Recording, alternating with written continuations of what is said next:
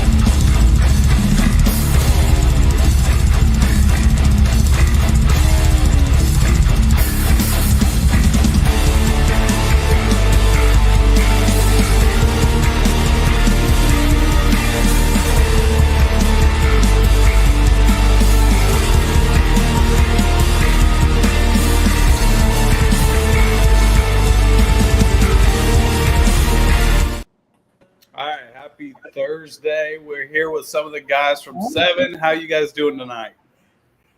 Not too terrible, man. How are you guys? We are doing great.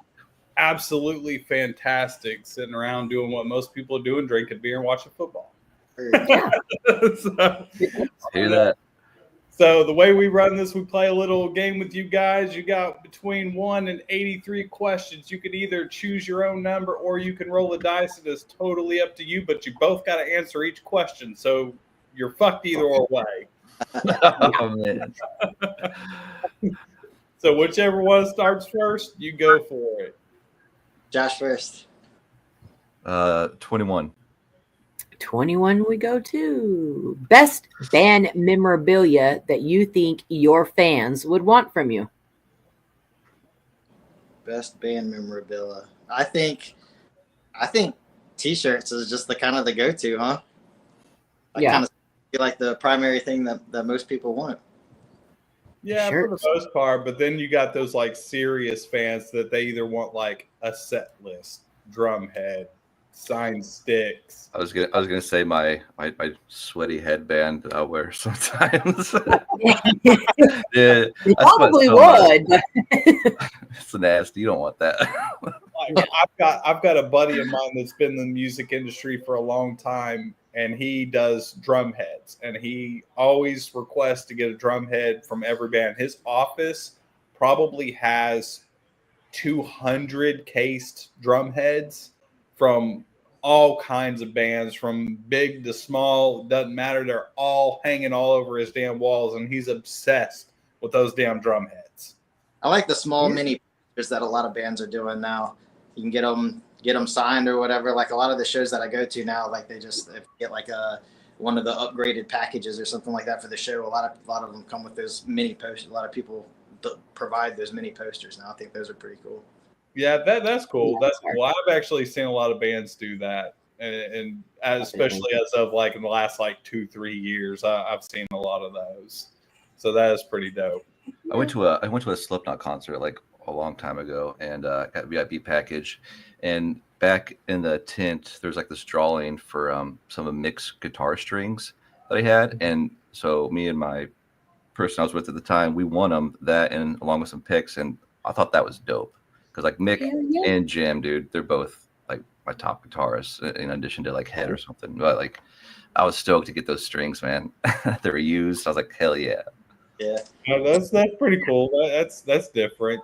I mean, I'm a pick guy. Like, I love getting picks from bands, and bands send them to me, and I've got a little book that's got little pick inserts that you can insert all the picks, and I've collected a lot of picks over the years. Yeah, I know some guys in a band out of Alabama. I don't even know if they're still together now, though. But a couple of years ago, one of their wives would make like bracelets and necklaces and stuff out of their used guitar strings, and then they would have like personalized picks and stuff for That's cool. That's a cool idea. Yeah, I like thinking outside the box. All right. So I think Jesse, you're up. 17. 17. All right. Are you one of those guys that would stick your tongue on a frozen pole if asked to, or are you the one that is going to make somebody else do it? Depends on how much alcohol is involved. Yeah, for real. I do get a little braver, a little more adventurous when alcohol's involved. But generally, I'm the guy taking the picture. You're the one with the proof. Got it. I told her the same thing. I said, "Am I drunk or am I sober?" Yeah, that's gonna be two totally. That's for sure. I've actually stuck my tongue to a frozen pole. It's not fun, dude. So I'll go ahead and be the other person. Let someone else do it. He learned the first time. Yeah, no, man. I've been down. Hey, that's the first person that's ever at least admitted it. Yeah, admitted it. I'll admit it. I know there's more out there. He's the first one that's at least admitted it, because we've asked that question a lot, and that's the first person to ever admit it. So, all right, cool. All right, what you got, Josh? Let's do 48. 48. If you could be in a horror film, which horror film would you be in? Halloween. You mean Halloween? Easy. What kind of character are you going to have? Let me be like that really just stupid person that gets killed, but it's just like so dramatic and just ugly, and just it's just embarrass myself, Let's do it. Okay, so You're gonna fall down. And Buffy. We say Paul Rubin. Yeah, dude. Dude, that is iconic, dude. That scene is amazing, dude. I actually didn't know that was him until like a year ago, and I was like, "Holy crap, dude, that is him." I didn't either. Yeah, until that changed everything. Like, when he passed away, there's so much stuff that he's done that I had no clue that he was in. Like, I didn't know he was one of the voices in Nightmare Before Christmas of one of the kids. I didn't either. Oh, it's new to me. Yeah. Lock, Shock, and Barrel. He plays one of Boogie's kids. Nice. Damn. And I didn't know that until he died, and they were posting up all his memorial stuff. And there was one post I seen where they were talking about all the different roles he's played, and 90% of them I was like, I've seen them, but had no clue it was him. Wow, yeah. And I was like, that's crazy. Holy shit. I thought he just did Pee Wee Herman, and that was it, huh? No, he's been in a lot of shit. Yeah. All right, cool. How about you, Jesse? We'll go with Texas Chainsaw Massacre. Ooh. You running for your life? Yeah. No, I think I'd like to be like maybe the Leatherface protege or somebody that would lure the like a mini me, but like mini chainsaw guy. Yeah. I mean, what do you call him? Jesse comes across as a super nice guy. I always knew he was evil and effed up. All right, so deep down. I'm glad that question came up. So I got a bonus question for you that plays in line with that. If you were locked in a house for 24 hours with any horror icon, who would it be? Now, you got to keep in mind, you want to survive or a chance of survival, or do you want to die really fucking fast? I got a new one, but I'm going to wait. You just shut up. I'm gonna go with the puppets from Puppet Master. Dude, they're so small. F them. Holy crap! Somebody knows about Puppet Master other than me. Me and we just became best friends. I love horror movies. Put that hat on? Come on. He's a Chiefs fan. It's okay. I got my Jackson. For today, everybody needs to mark this down right now because he is never a Chiefs fan. Ever. Ever. I have many friends that aren't Chiefs fans. It's all good. No, I like.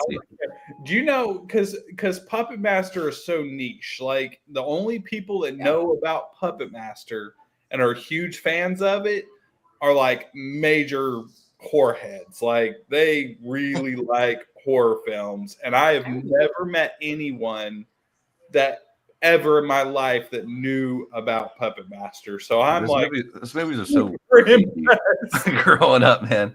And if it wasn't that, the other small thing would be like Critters, you know? Yeah. You could just kick those things away, right? Those things are still terrifying. They're smaller than what other people like Chucky and that. So I like Critters. Exactly. I'm thinking of small size, man. Something I can kick away. At home in a box, because I haven't found a place for it, I actually have a replica of one of Critters. And I have 2 replicas from Puppet Master. I've got a Blade replica and I've got a Torch replica. Wow. Hell yeah. That's dope. Puppet Master was the very first horror movie I ever watched as a kid. And that's what like sucked me into horror. Yeah. Nice. What's up, Jesse? What you got? Come on. Eat that. See, I'd pick Elvira. Good one. Way to think. Right. Bravo. That was, I would have never thought of that. That was genius. All right. That was a good one. Yeah. Are you ready for my new one? Yeah, go ahead. Here's the new one. The Fly. He's going to vomit on you and you're going to fucking melt. Bring a bug zapper. He's big. I'll get one of them big old back. Your other one was way better. She said Christine the last time. I was like, fucking car, really? You cheating ass. I have to think of a new one every time just to annoy him. See, with me, it would either be the leprechaun, just giving the goddamn pot of gold and call it a day, or you can go Creature from the Black Lagoon. It's a fucking fish. It can only breathe out of water for so long. That's a fact. So you're in a house. You just have to outrun him. Exactly. That's all you gotta do. And he can't move that damn fast. You ever seen fucking Monster Squad? He ain't that damn fast. So, yeah, all right. All right. So I think Josh, you're up. You want to roll or pick? Wait, it's Jesse, right? Yeah. Wasn't the last one I did? Oh, wait, maybe it is Jesse. Yeah. Go with 76. If you had to survive in a horror movie as a band, who would be the first to go and why? All right, who's first? We're talking about the whole band, right? Not just me and Jeff. The whole band all together, so you guys can the other ones are just out of luck. They ain't here. We're talking about as in the members. Yeah. Mm-hmm. Oh yeah, it's definitely Ant. He's gone.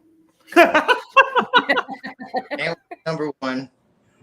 Cat's got to be 2 because he's a big boy. They'd 2 big boys, yeah. Yeah, we I think that would give us a little bit more opportunity to get out of there. And sadly, I have to say Jody. Somehow me and Josh are gonna stick it out. All right. You guys have a game plan. That's what I'm hearing. Sorry, Jody, if you're watching. You jacked, bro. You jacked. You're dying. You're dying. You just got to be faster than the other guys. Right. That's right. Or more ruthless, however you want to look at it. Yep.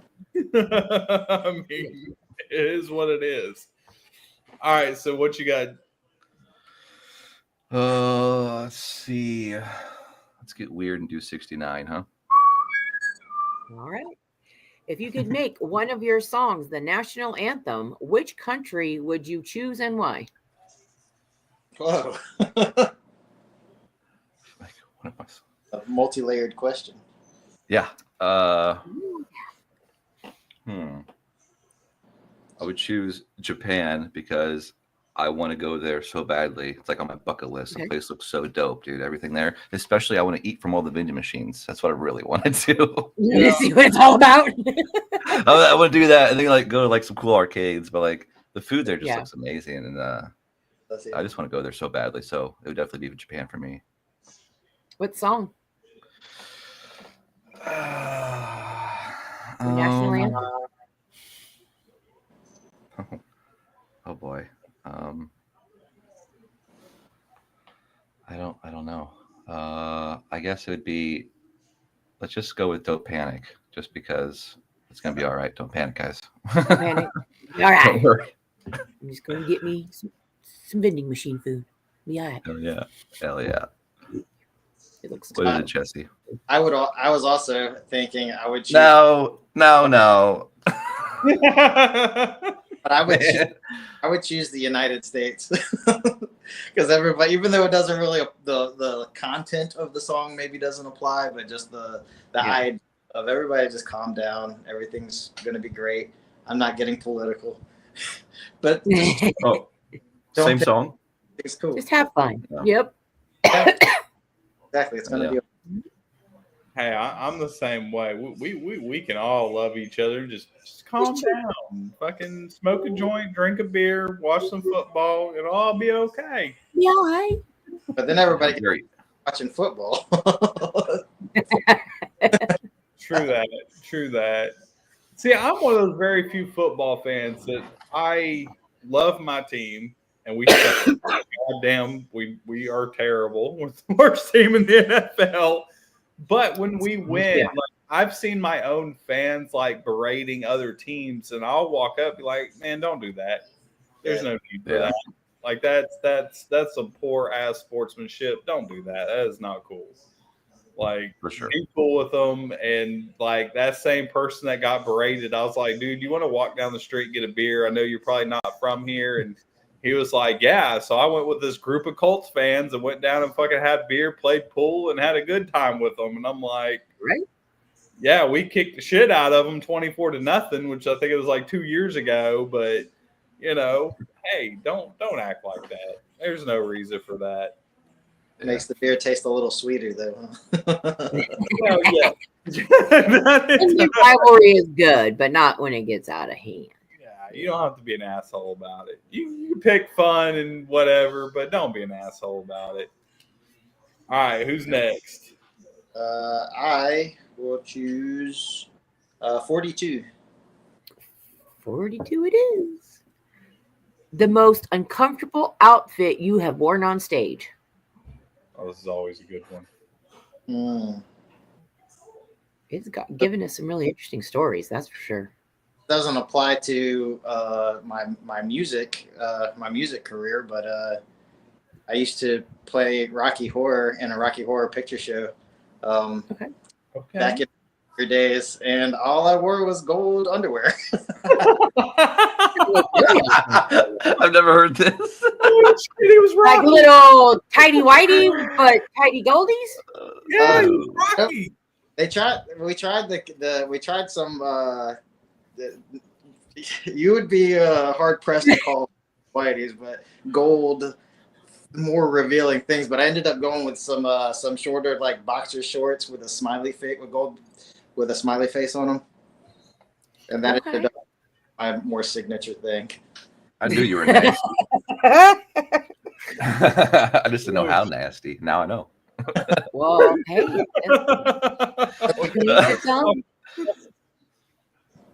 Yeah, I wear like similarly the same thing every time. I just comfortable, but the last show we had, it was a Halloween show, so that was probably most uncomfortable.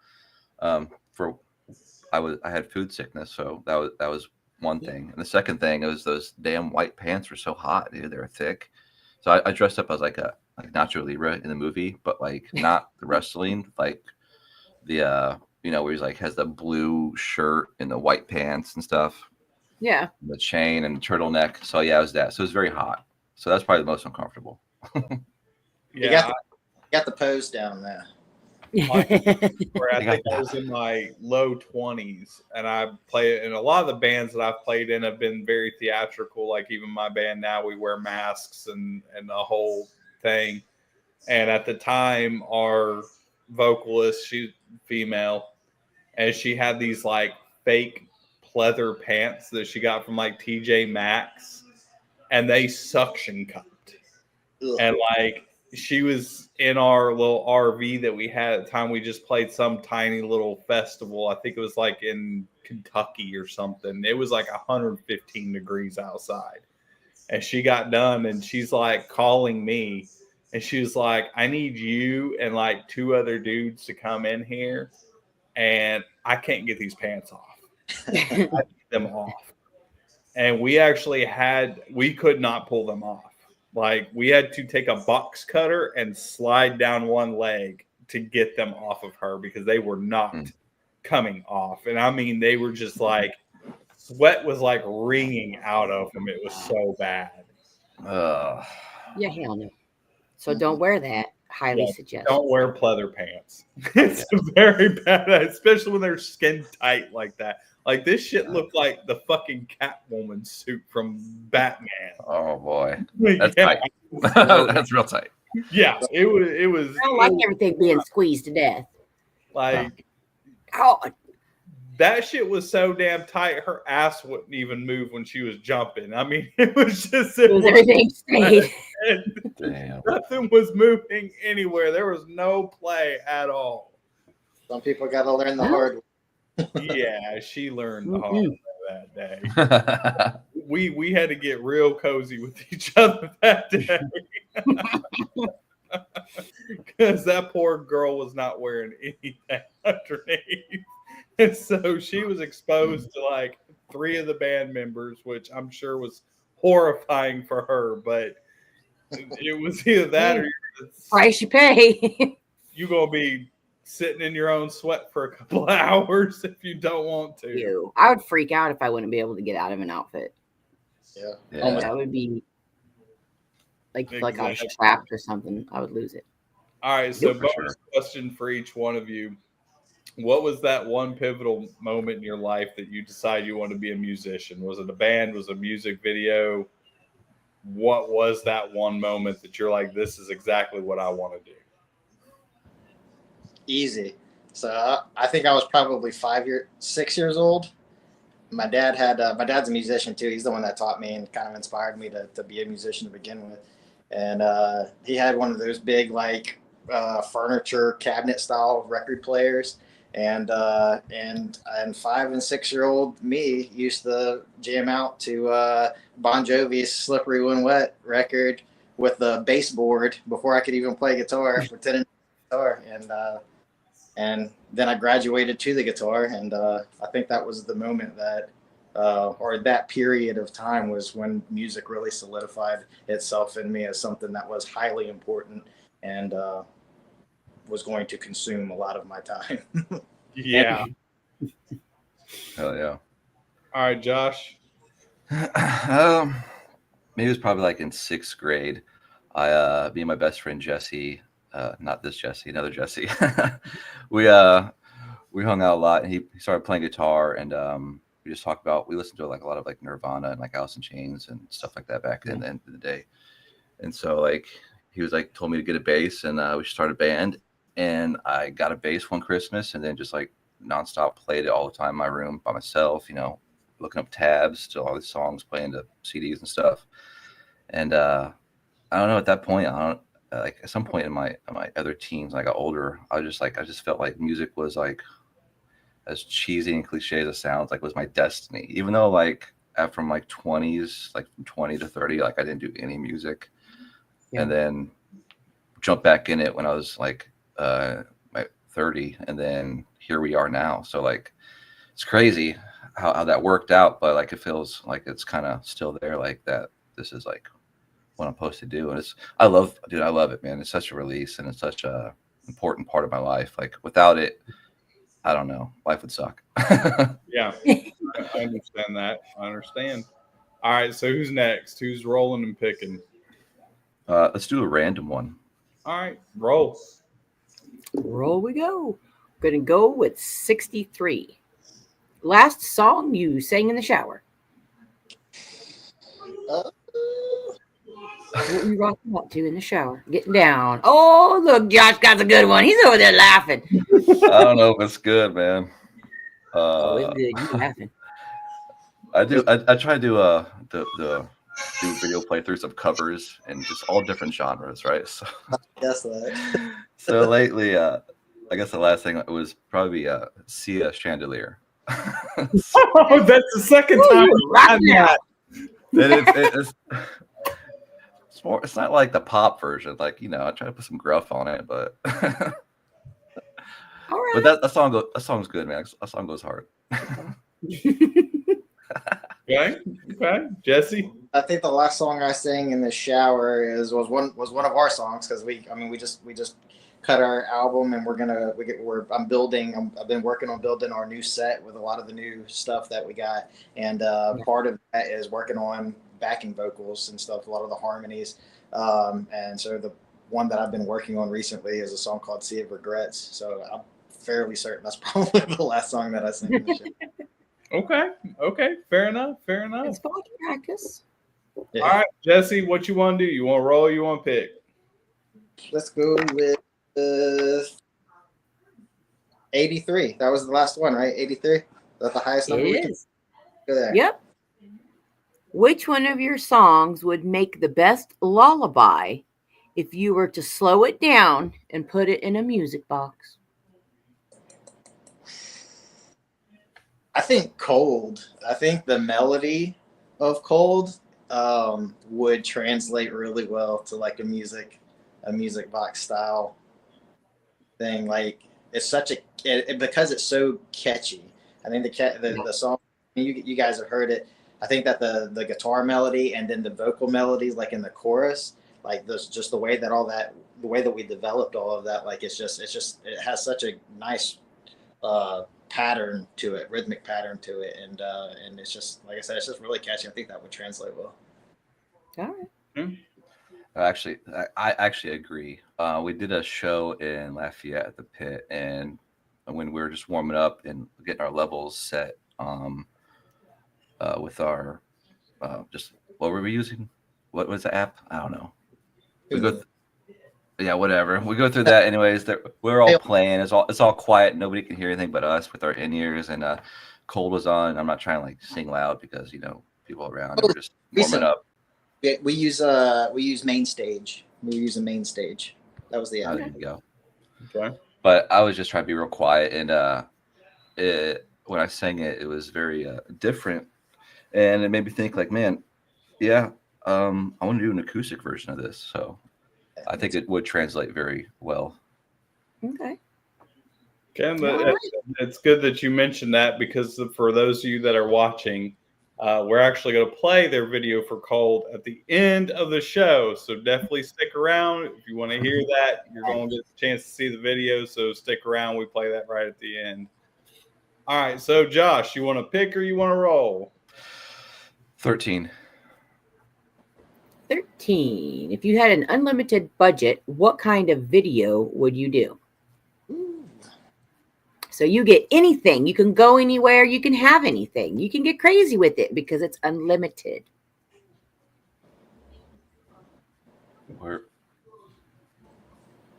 Man. I know. I would really love to do like a live video, like get like a big venue and because we're friends with so many bands, and just in the time that we've been playing around, we played, between Florida and Texas, and we've been up to Louisville, and we've met so many bands, and just we know so many people that are in bands. I'd love to grab all of those people and just take them somewhere into this like really cool venue and do like a live shoot of a video. That would be super dope. That's actually pretty cool. That would be fun. That'd be dope, man. Yeah, I agree. That'd be dope. If it wasn't that, let's go over to Europe and do like a Game of Thrones style video. Yeah, I love Game of Thrones so much.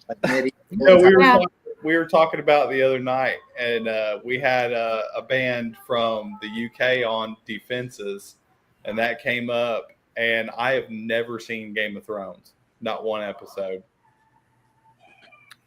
It's horrible. Well, That's a dope. I'm being judged right now. I don't even know what to say. It's all right.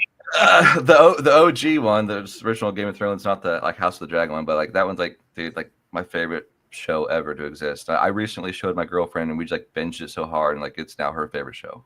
Yeah, they did a great job. Good show. It's crazy, man. Yeah, you should try it if you're into that. I am. It's getting time to do it because it's like between a day job, a band, and a radio show. Yeah, I have very little time for anything in between. Yeah, I kind of like Jesse. My personal life is nada. I purposely don't put a list of stuff that I want to watch together because it would just grow exponentially. I spend so much time in here just trying to get, our stuff together for our live shows and whatnot. Like I've been working for 2 weeks trying to get our set together for, for the stuff that we're going to be doing, for the shows we got coming up and preparing for next year. See, that's my thing is like right now we're in the middle of writing a new album. We just had a new single come out. I do all the production for the radio stuff. I load music into the radio station. I've got a full-time job. Like it's just nonstop all day, every day. It never ends. Yeah, dude. Being in a band isn't all, cupcakes and flowers. It's actually so hard, man. It's the hardest hobby that you'll ever do. No, okay, so that brings up a bonus question. If there's one piece of advice you could give to a brand new band coming up, what's that piece of advice that you would give them? Make sure you got money to invest in your band. Yeah. And not a little bit. Be reasonable with your expectations and hold each other accountable. Yeah. Yeah. And just remember, it's not going to happen overnight, man. Most of these bands have been like, who have blown up, have been doing it for like 10 years. So it takes time. You got to pay your dues, and it's not always fun. You're going to play a lot of shows for a crowd of 10. So play for the other bands. But it's that's what you do, man. That's what you develop yourself, get better. You want to make those mistakes, and you want to look stupid and do all that stuff in front of a crowd of 3 or 4 people, or the people that are just your friends that aren't going to hate you after the show. And build something good, build something that's worth show. That way whenever you're in front of 500 people or 1,000 people or 10,000 people, it's not like you're up there for the first time. Yeah, you're ready to do it. See, I got screwed. My first show I ever played was 500 people. Our first. I got so sick, and I projectile vomited everywhere right before going on stage because, I didn't think about it, and I think I was maybe 15, 16 years old. And I know it was at some fairgrounds or something. And it was supposed to be like a battle of the bands type of thing, but it was all just heavy metal and hard rock. And I didn't see the crowd, never looked at it. And I went out there and I had my bass and I turned around and I seen that crowd and I lost my shit. I was not prepared for that at all. I'm like, why couldn't I baby step that shit like everybody else? It's so bullshit. Hop, skip, and a jump. Oh yeah, our first show was ridiculous as well, dude. It was at Louder Than Life in 2022. So first show? Yeah. Oh hell no. So we got the taste of everything that comes with it. We had so many interviews in the media tent back and all this stuff. We got signed autographs for an hour straight in this huge line at this tent.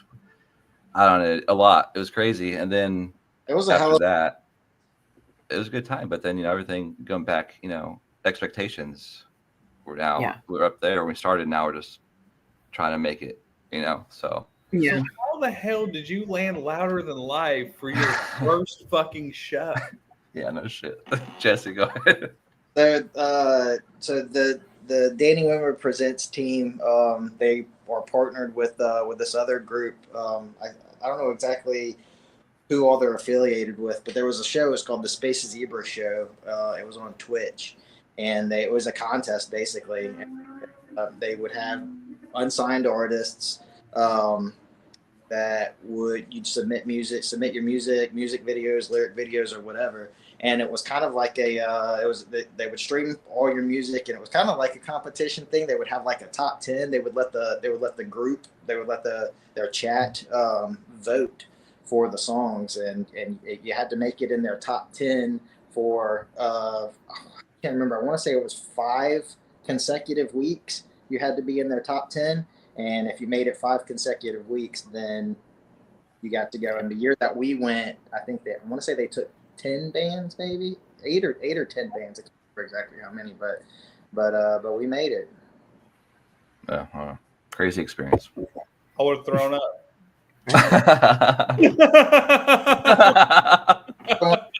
Cool. It was a really cool experience. Got to meet.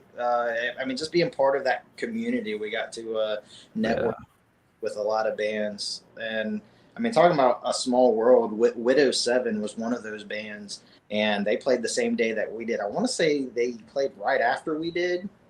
I think it was Archers. Well, Widow 7 played the same day that we did, and so we got to meet them and network with them. And then just this past summer, maybe it was late spring or early summer, Transient went on tour with Widow 7, and I got to meet back up with those guys because I went and did production for Transient on that tour. So I got to kind of, our worlds kind of met back up, which was really cool. And then again, even more recently, our producer Miles Claiborne, Widow 7 parted with their vocalist, and Miles is now, I don't know that he's like officially with the band, but he's fronting that band for the shows that they've committed to, so keep the ball rolling, Oh, just shit. All right, here, cool. We're all over the country, and just our worlds just keep circling back together. Yeah, right. I gotcha. All right, so who's next? I can't remember which one of you. So 24. Mystery Machine or Optimus Prime? Ooh, Optimus Prime. Yeah, Optimus Prime as well. On all either. only a hardcore pothead is going to choose the Mystery Machine. That is not true. There's more people than just potheads that like the Mystery Machine. I guess it all depends on your destination. Who the hell you trying to fucking fool right now? Hey, we just had this conversation. How many bands have gotten on the Mystery Machine van? And they're all potheads. Not true. Don't even. There's no proof. The hell I don't. There's plenty of proof. There's been a conversation than an Optimus Prime. Hey, I'm thinking good snacks. You get to chill, plenty of room to rest. You're not fighting anybody. You can go to the beach and chill. I mean, hey man, if Scooby's on board, then let's go. See? Why you gotta fuck it up? Pros and cons to both. All right, Josh. So let's go with 7. Hey. Number 7. Do you think artwork on albums are important?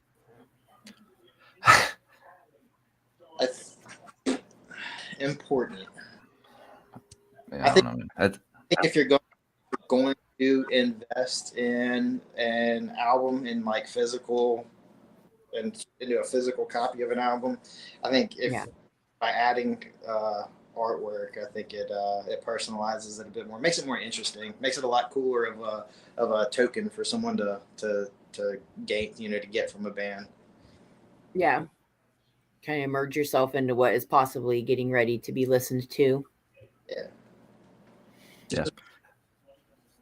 I think so.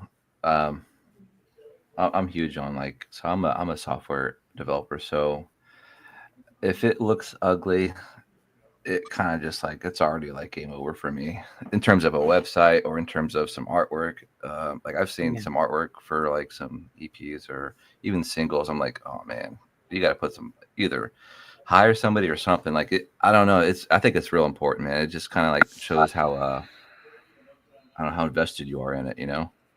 Yeah.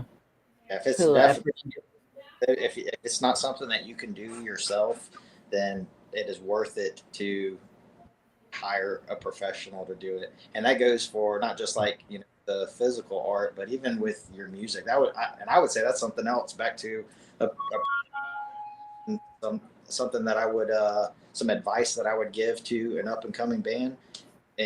Invest in your art. If you're going to record something, if you can't afford to invest in a producer or somebody that has experience and knows what they're doing and can give you a good quality product, then put out something, because it's definitely worth it to be able to give somebody something they can listen to. But if you're going to do it, put as much into it as you can. Make it as professional and quality sounding as you can.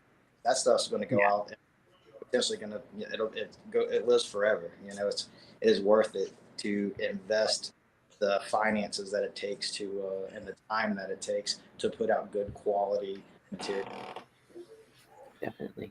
Well, I know I've had the conversation many times on podcasts before that I used to, as a kid, when I walked into the record store back when those existed, that kind of shows my age. I would pick stuff just solely based off of the artwork. And I can't tell you how many badass bands I found and discovered that I'm still a huge fan of to this day that I found just strictly off of their artwork. Like Rob Zombie, back when White Zombie came out. That was one of them. Tool was another one that I picked solely off of artwork. Alice in Chains, another one that I picked. Primus. I'm a huge Primus fan. I'm a bass player, so I love fucking Les Claypool. And I probably would have never known about those bands hadn't I just went in there because of their artwork. I may have never listened to it. Yeah. Radiohead got me that way, and then going to a record. So that's how I got into Radiohead. Picked up their Kid A album. Just thought it was really cool. I had heard Creep before, and that was a cool song. Dug that. So picked up the Kid A album, which that album was way off of the first record, and the album before that and after that. But that's how I got into Radiohead, was based off of their imagery. So to take things way back, which I don't know, I'm guessing that you guys are a little close to my age or maybe older. If you could go back and remember the first time you ever watched Beavis and Butthead, what was the very first music video you ever seen on Beavis and Butthead? Hold on, time out. How old are you? 41. Old man. No, I'm 35. I still seen Beavis and Butthead, and the music video. I mean, I used to love Beavis and Butthead, dude. I saw the new stuff that came out was actually decent. It's not bad. Man, the first music videos. The first video I remember seeing on Beavis and Butthead was Danzig Mother. Okay, yeah, I remember that one. See, for me, it was there's three that stand out to me the most. One, it was This Love by Pantera, which was my first introduction to Pantera. The second was Thunder Kiss 65. Yeah. And then the third one was that stupid ass song by the Crash Test Dummies. See, they're laughing because they know exactly what I'm talking about. Yeah. For like a solid 15, 20 minutes of doing nothing but make fun of that video. And believe it or not, that band is still touring because they just played South Carolina like a month ago, and I didn't even know they still existed. Really? Yes. Stupid video is probably still going then. Sure, they're making money. Oh, yeah. Right? They've been around a long time. It's the whole nostalgia thing. I'm seeing all kinds of bands that were huge back then that went silent for 15, 20 years. And now all of a sudden they're selling out coliseums all over the place. Yeah, dude. I feel like it's a good time to be in like a new metal band of that genre because that stuff, the whole new metal or like shoegaze or like just nostalgia core, what people call it, dude. Like, yeah. I just I think it was earlier this year went and saw Sunny Day Real Estate at the House of Blues in New Orleans. They're still around? They Oh are. no. Fans, dude, they just Don't tell Stephanie that. came out of nowhere and did a tour. Yeah. Because like I know that they're doing like a lot of like new metal revival tours. Like I see Edema's back at it. I think Orgy's about to come out with a new album. Alien Ant Farm has come back. I don't know if you'd really count Alien Ant Farm as new metal, but I know a lot of people do. Own thing, man. They were in that time frame, kind of like Deftones. You know, it's like hard to say they were like new metal, really, but they existed as that was all up and coming, so they just kind of got lumped in with it. Deftones is still one of my all-time top 5 favorite bands ever. Man. Absolutely. My favorite concert, I saw Deftones and Incubus in St. Louis, and like I was like row 5, and like they opened up with Diamond Eyes, and like all the bass and everything just like shook my body. And at that point in time, I was like, I'm only want to buy VIP like front close tickets to shows. And since that, I've just been ruined. I'll just spend like so much money on shows because I know what the difference is in the experience.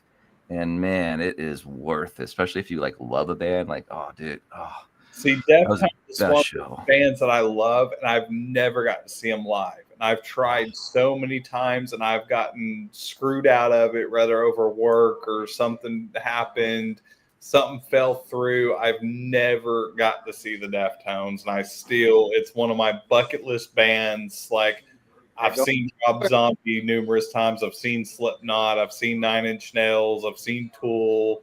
Like, I've seen a lot of my big favorite bands, but I've never got to see the Deftones. They're going on tour. You'll have your opportunity. Oh, dude. Go. They're going to, was it Houston or Austin or something? I don't know. I still gotta see that for next year, like around May, I think. I gotta see him again, dude. I got it. I saw Deftones, I want to say in 2003, maybe. It was in the old Braves Stadium over in Atlanta. They're in the summer Metallica's summer sanitarium tour. That was a dope show. It was them and Mudvayne, Limp Bizkit, Linkin Park, and they had just released Meteora. And see, Linkin Park's another band. I never got to see Linkin Park. I tried. And Mudvayne is another, because Mudvayne's another one of my top 5 favorite bands. Yeah. I got so pissed because they just played Charleston, which I only live 45 minutes from Charleston. And I didn't find out they were playing Charleston until like an hour before the show. Yeah, that sucks. And I actually tried to get tickets, but they were already sold out. It was them and All That Remains. And I was like, I tried, like how I was like, it's only 45 minutes, an hour before the show. I can haul ass. I can be there like 15 minutes prior. Sold out. I was like, son of a bitch. Damn. Yeah, I love Mudvayne, dude. I've only seen him once when I was a teenager. It was a long time ago, so it's hard to remember. But it was Chad was dressed up as a clown. It was dope, dude. Yeah, they didn't wear any makeup when I saw him. It was like, I think the tour after they stopped doing that. Yeah, Ryan's my favorite bassist ever, dude. That dude's a beast. That dude is the most phenomenal bassist. I mean, I put him in top 5 bass players ever. I mean, he's up there on the level of like Les Claypool. And he's one of the does things that nobody else is doing. Yeah, I've tried to mimic his playing, and it's fucking impossible. Let him have it. Yeah, I can do it. Like, he's the whole reason I started getting into like trying to play like 6-string basses, and which is what I play now. But like, and I could play the hell out of it, but not like that guy. Nowhere near. And the shit he comes up with, I don't know if he was like actually trained or took lessons. I'm completely self-taught, but good God, that guy could play. Very creative. Yeah. I did get to see him play when he filled in for Fieldy and Korn. Because I actually did get to see one of those, but it's like it's not the same. I want to see him in Mudvayne. Like I want to see that. Yeah, I want to see. Definitely not the same. So, next little bonus question: if you guys could tour with any 3 bands of your choice, who would you tour with?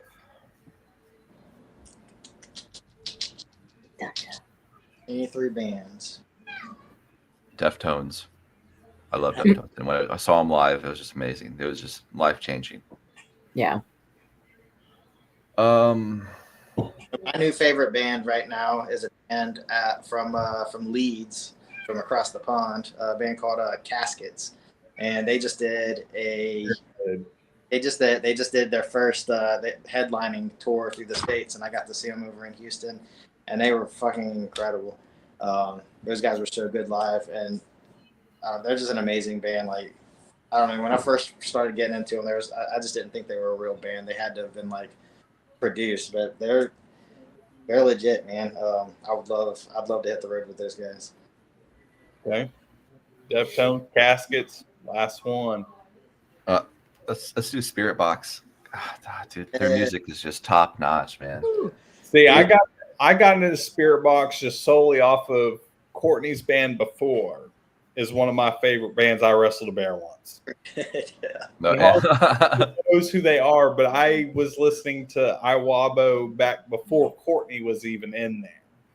And back then I was big into I Wrestled a Bear Once and Tony Danza Tap Dance Extravaganza and the Red Chord and bands like that. I was real big into them. And when Courtney came in and kind of changed the sound, and then as soon as I found out about Spirit Box, I was like, oh shit. When they first came out, I actually got a chance to interview her, talking about Spirit Box. And they are phenomenal. And I'm so glad to see them get to the level that they've gotten now. Yeah, they played Louder Than Life the same year that we did, and they were one of the first bands that I went out to see play. And I think they were probably, if not the best, they were one of the best sounding bands at that festival that I got to see that year. They were so incredible. Yeah, they definitely are. All right, so last question. You got whichever one of you want to pick a role. I can't remember which. Roll we go. Let fate 30. All right. Jedi or Sith? Well, that's a good last question. All right. Yes, it is. But I mean, Jedi. I'm a nice guy. Right. Jedi. And every time I play like Star Wars games, or like Fallout games, or anything where there's like good and bad, I'm always good. Like, I want to be bad so badly, but like, I'm just good, man. All right, fair enough. I'm gonna go with Sith. Going on the Sith side. I read a lot of the Old Republic books, and I think I'm a big Darth Revan fan, so I'm right there with you. The whole Highlander like style of it, where there can be only one, Yeah, I dug that, man. I thought those were good books, man. So, fantastic. All right, so before we go into playing y'all's video for Cold, where can people listen to your music at? Where do you like to interact with fans the most? And most importantly, if you have merch available, where can they get merch at? You can catch us on anywhere that you stream music, right? So Apple Music, Spotify, Amazon Music. We got all of our videos are all on YouTube. You can find it. For our merch, we have our website. You can go there and pick up any merch that we have. There are some things that we have specifically for shows that aren't on our website. So whenever you come to our shows, there's some things that you can get that you can't get online. Okay. Cool. Or in social media, Facebook and Instagram, I think, are probably our main 2 socials that that you'll find us on and get a response from us on. Excellent.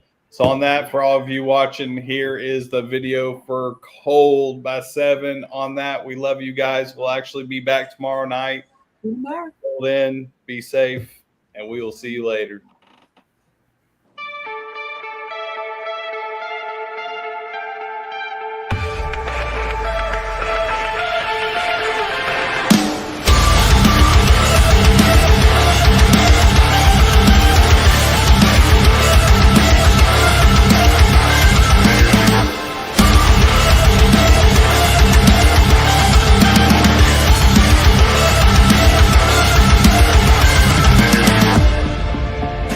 Inside of the shadows of my mind, a cynical pit that I long buried away, ripping, scratching, tearing through my alibi, but it's empty.